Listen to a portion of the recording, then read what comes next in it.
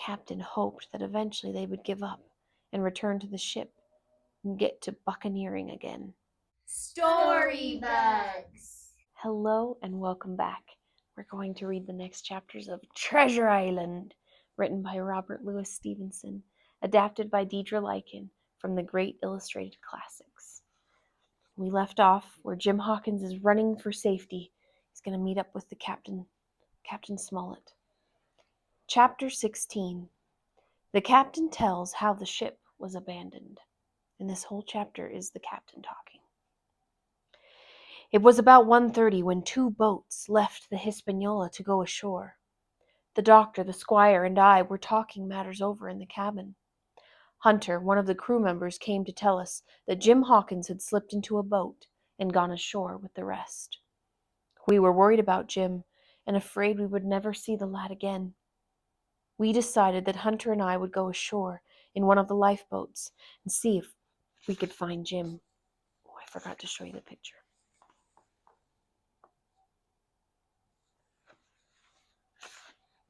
We sailed toward the small stockade that had been built on the island. I had a pistol hidden under my jacket and was ready for anything. We were already ashore when I heard a blood-curdling scream. It was the scream of a man at the point of death. My first thought was that Jim Hawkins, poor lad, had been captured and killed by Silver and his crew. I knew we had little time to waste, so we returned immediately to the lifeboat. Hunter rowed powerfully, and we were soon back aboard the ship. The squire and the doctor were white-faced with fear. Even Hunter was shaking with fright. We made a daring plan. Holding off the crew with our guns, we loaded the lifeboat with necessary supplies. We were going ashore to fight it out with Silver and his crew. There was nothing else we could do. We made it to shore safely with the first load, then we decided to risk a second try. We knew we would need guns, ammunition, and food if we were to stay alive.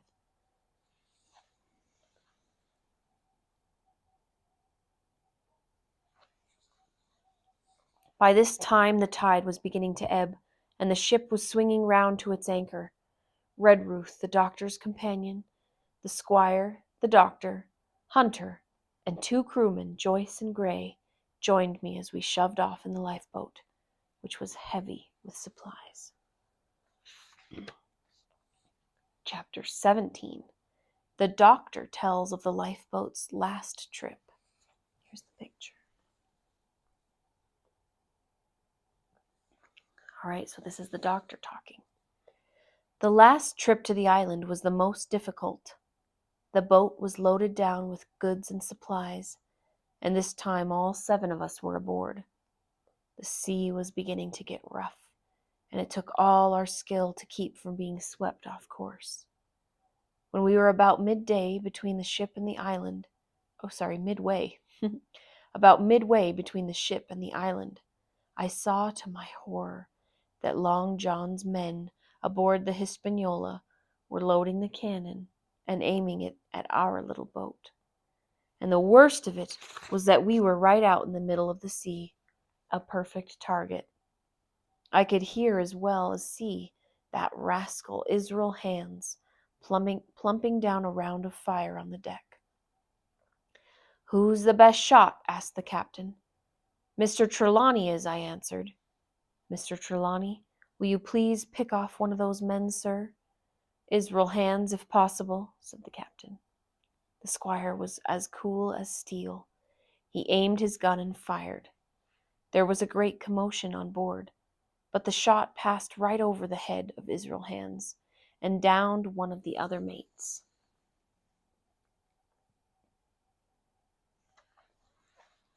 It was clear that they did not intend to let this stop them. They never so much as looked at their fallen mate, though he was not dead, and I could see him trying to crawl away. We pulled on the oars with great effort, while fire passed over our heads. One of the shots must have hit us in the stern, since the boat began to sink. Luckily, by this time we were close to the shore, and the captain and I found ourselves standing in 3 feet of water. There were no lives lost, and we all reached shore safely, but our supplies were gone.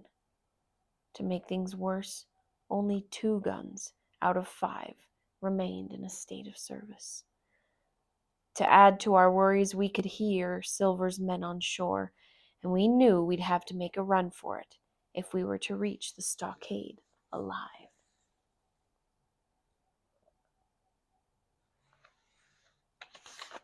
Chapter 13. Jim continues the story. Sounds like we're back to Jim Hawkins. I approached the stockade with great care. I knew the doctor and his crew had reached the island safely, since they had already strung up the flag. But there was a great deal of fighting going on. Silver's men were shooting at the cabin, and the doctor and his crew were fighting back with all they had.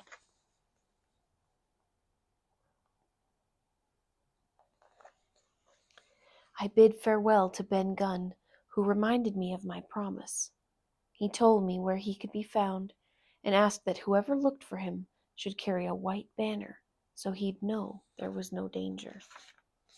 I hid for some time, watching the attack. Silver's men were demolishing the lifeboat with their axes. Boats kept coming and going between the ship and the island. The men shouted and laughed, and I could tell they had been drinking rum. Finally, I made my way to the cabin. The doctor couldn't believe his eyes when he saw me. He had taken me for dead. I told him and the men my story. Next, I looked carefully around the cabin. It was a long log house made of unsquared trunks of pine. There was a porch at the door, and under the porch was a little spring of fresh water. There was not much inside the house, just a stone slab to sit on, and an old rusty iron basket in which to make a fire. Here's the men destroying the boat.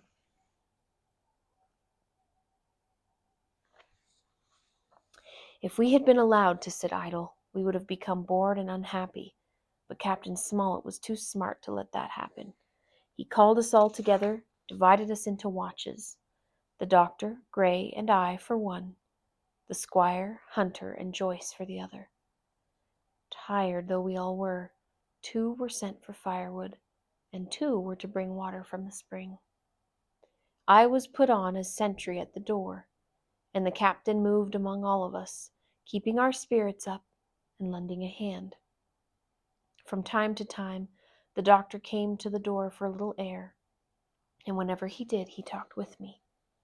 That man Smollett, he said, is a better man than I am, and when I say that, it means a lot. Jim gathering wood.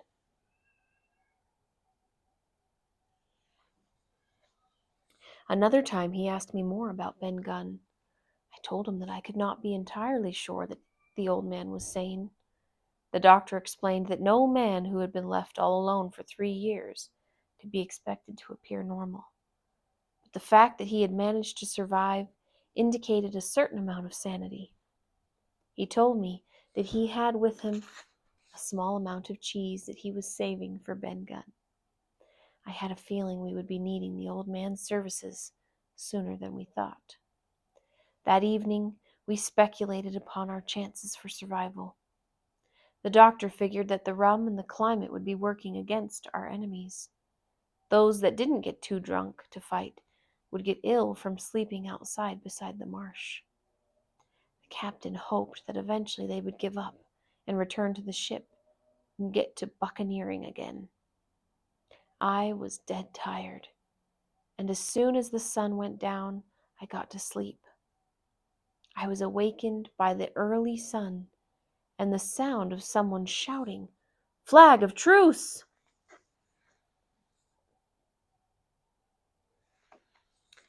And that's where we will end for today. I hope you guys come back and join me for the next chapters, and I'll see you soon. If you guys enjoyed reading that story, would you please click subscribe down below? We read new stories just like this one every day, and we would love to let you know when there's a new story to listen to.